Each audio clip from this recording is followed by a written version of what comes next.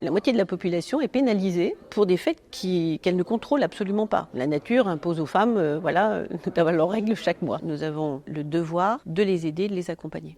On estime à 7 millions le nombre de femmes qui souffrent de dysménorrhée, c'est-à-dire de règles douloureuses, aujourd'hui en France. Leurs souffrances ont un impact négatif sur leur travail, souvent. La gamme de symptômes vont de la douleur, qui peut être gérable, même si elle est pénible, à des symptômes médicaux assez sérieux qui vont jusqu'à l'évanouissement. Et donc des femmes font des efforts surhumains pour quand même continuer à travailler parce qu'elles ne veulent pas s'arrêter. La proposition de loi se résume à la mise en place d'un arrêt menstruel valable pendant 1 an, renouvelable donc par une nouvelle consultation d'un médecin ou d'une sage-femme, avec la levée du jour de carence. Le fait d'avoir cet arrêt menstruel leur permettra de se prendre en charge pendant les 24 heures, voire 48 heures dont elles auront besoin, pour ensuite retourner au travail et pouvoir travailler correctement. En fait, cet arrêt menstruel fait que la consultation pourra soit aider les femmes à accompagner leur douleur et donc la gérer un peu mieux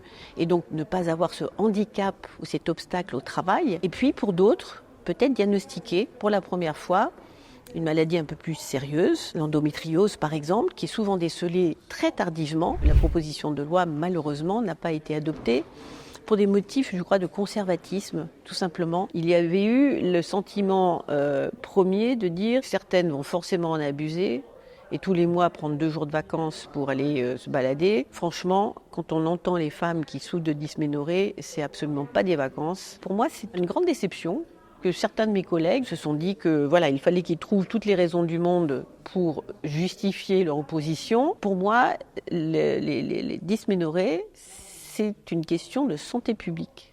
C'est une question de société. Quand c'est un problème collectif, parce que là c'est collectif, pour l'instant c'est 7 millions de femmes, on essaye de faire quelque chose, on y apporte une réponse.